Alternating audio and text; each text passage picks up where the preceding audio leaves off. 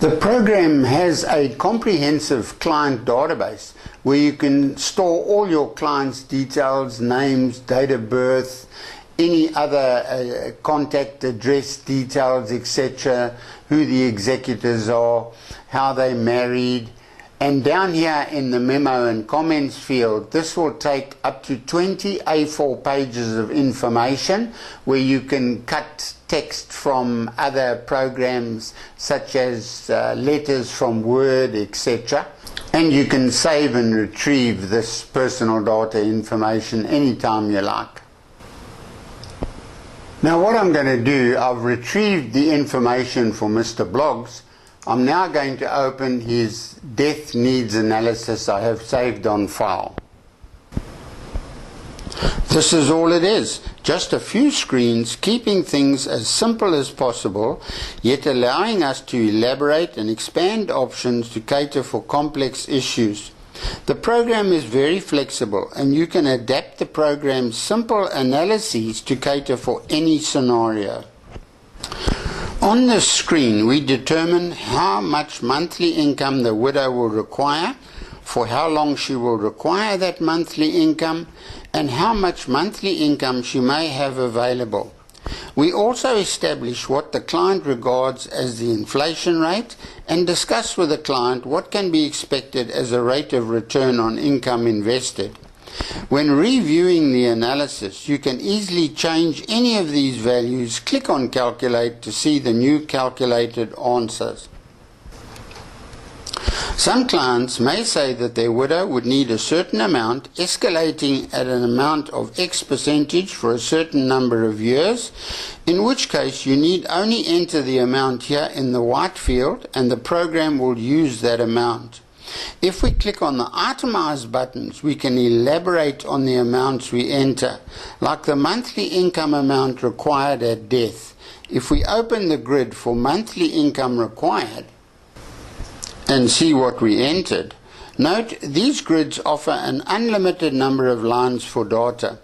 We have only used 3 lines in this grid. The widow says that she would need 15,000 Rand a month for the first 5 years, escalating at 6%. The program treats the year of death as year 1. The widow would then need 20,000 Rand a month, escalating at 6% a year for year 6 to 16.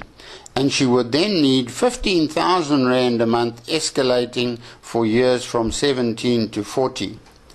We can use any amounts required and escalation rates decided by the client. The amounts needed here must be entered as today's values, and the program will do all the projections as to what the widow will actually need. For example, the widow said that she would need 15,000 Rand a month in year 17. So the program will calculate that at 6% inflation, the widow will actually need 40,392 Rand a month and will use that as the amount actually required in year 17. When we close the itemized grid, you see the 15,000 Rand a month required actually at the date of death. Once again, we could enter a single amount available monthly at death without itemizing, and the program would use that amount escalating at the inflation rate we enter here, but let's itemize to elaborate entering these amounts. So if I click on this itemize button, we can see the widow says she'll carry on with her part-time job and earning a salary, which has a small annual increase, but the widow has always intended giving up work in 8 years' time.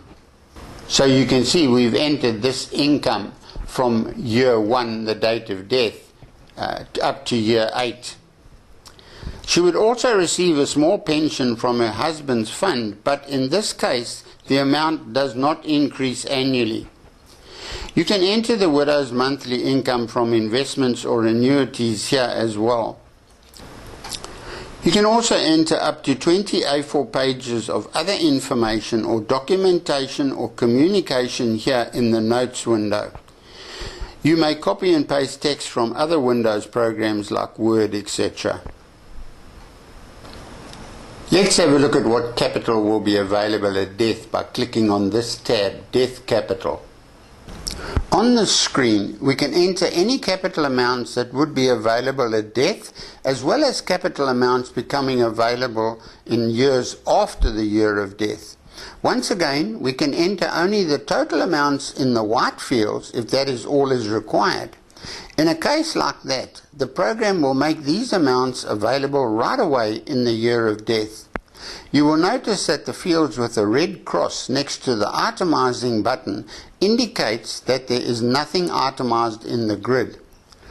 We never bothered itemizing the value of the husband's car. We simply entered the value of 300,000 Rand right here in the white field. Widows all have different ideas of what they would do if something like this happened. If the widow said she would sell the family house, then obviously you need to enter the value here. On the next screen, under death liabilities, you can enter any outstanding bond we need to settle.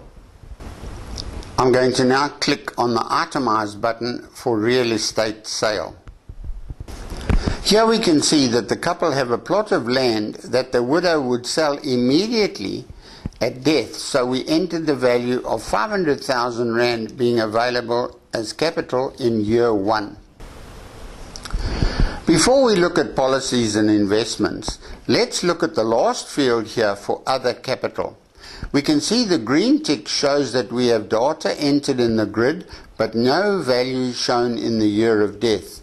Only capital amounts available at death will be included in the widow's capital to be invested at the time of death. To see what we mean, let's click on this Itemize button for other capital. The grid shows us that the widow has an investment policy of her own set to mature in 6 years' time, so it will not form part of the capital available at death. The program will add this capital amount to the widow's investment capital in 6 years' time. Now let's itemize and have a look at what's on the policy screen. This is where we enter policy and investment details, and we can enter as many of these policies and investments as we wish. We have designed a special screen that caters for all policies, etc., entered on a single screen. The screen we are looking at here is the screen where we enter the benefits that a particular policy offers. For example, if the client says he has life assurance of 400,000 Rand, then all we need to do here is enter 400,000 Rand for a death benefit, exit the screen and move on. It's that quick, doing a quick needs analysis for death. However, if we wish to take the time, we can enter the rest of the policy data. Have a look at the Type Details tab on this policy screen. Here we can enter all the info regarding the type of policy, underwriter, premium information, etc. We can also enter up to 20 A4 pages of information on each policy. Let's go back to the policy benefits screen. We can enter surrender values and loans against. If this is one of those policies with a monthly payout, then we can enter that information as well, and it will all be taken into account in the FNA.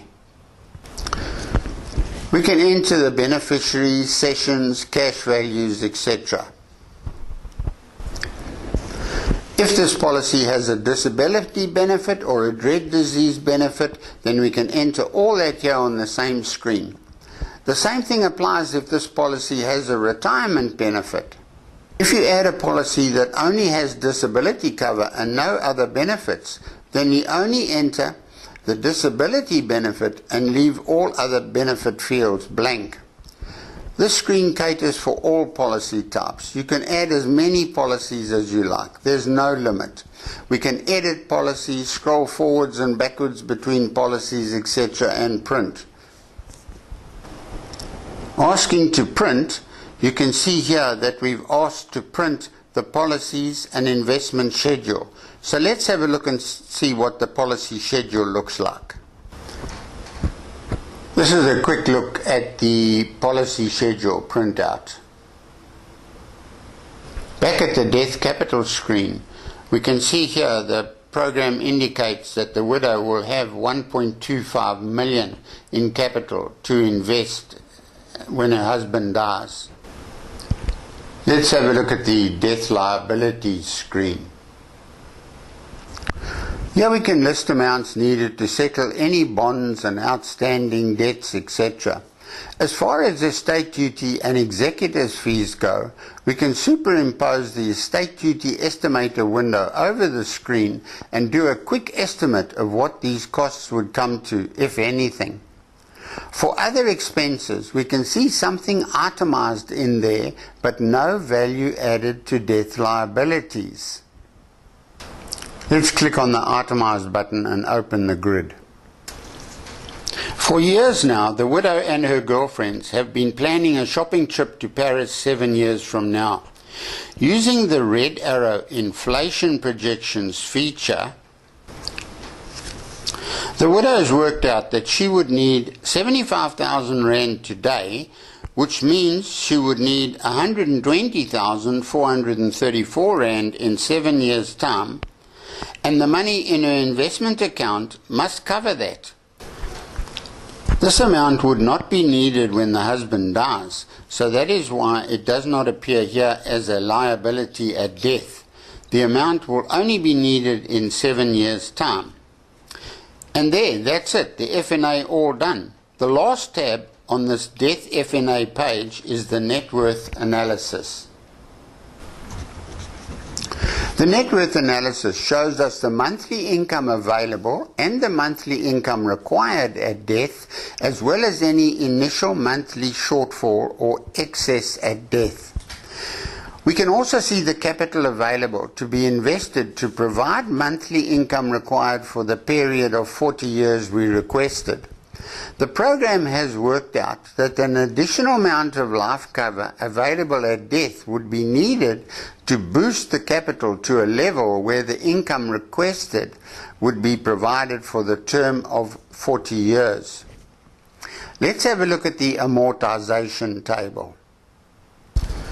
Here we can see that in the first year we need 180,000 Rand, and we have more than enough income by way of interest earned from the capital plus from the widow's salary.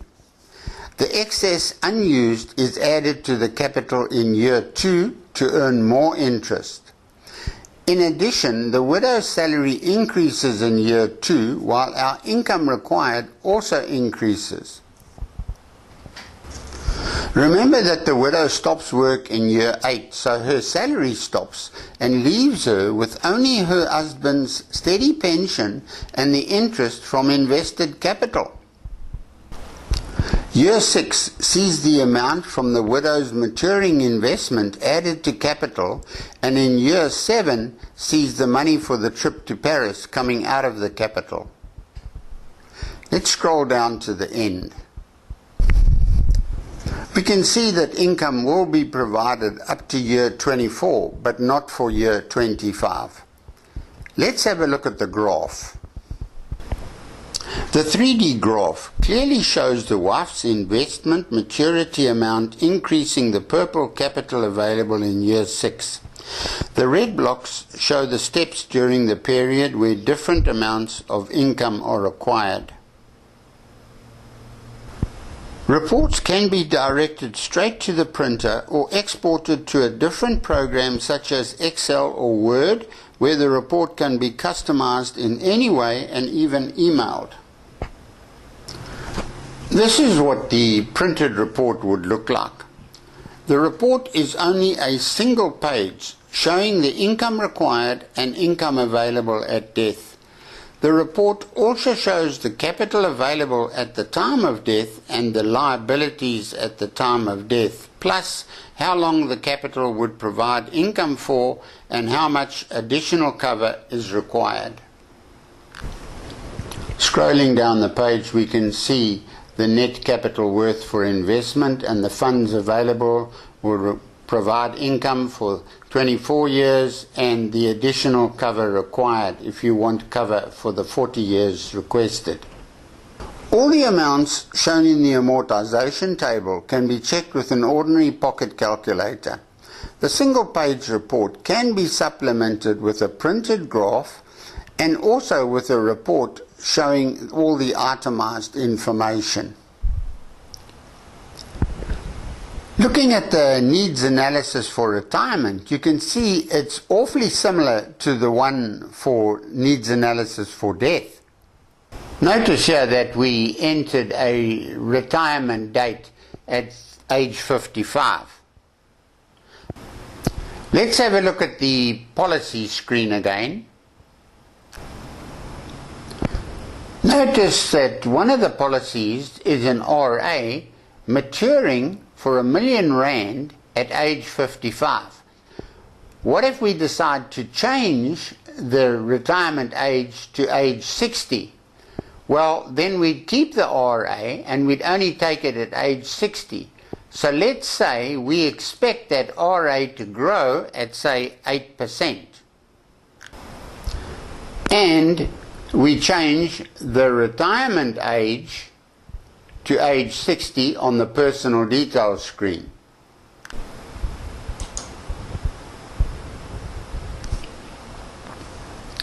Now we can see that R1,000,000 policy at age 55, if we only took that policy at age 60, the payout would be 1.469 million. And that 1.4 million would be then used in the needs analysis. So we can change the retirement age backwards and forwards, and the program would automatically adjust what the RA would pay out.